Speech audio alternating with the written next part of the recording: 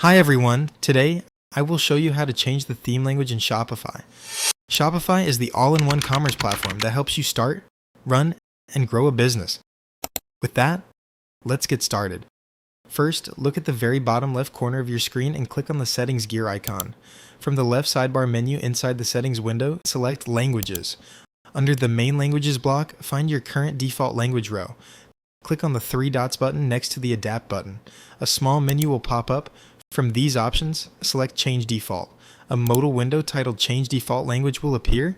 Click on the language drop-down menu and select your new language from the list, like Spanish, French, or German.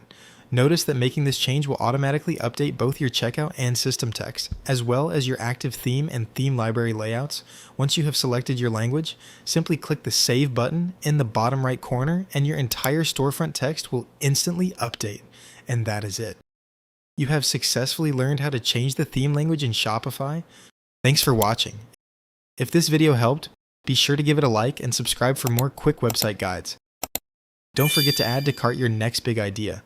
Until next time.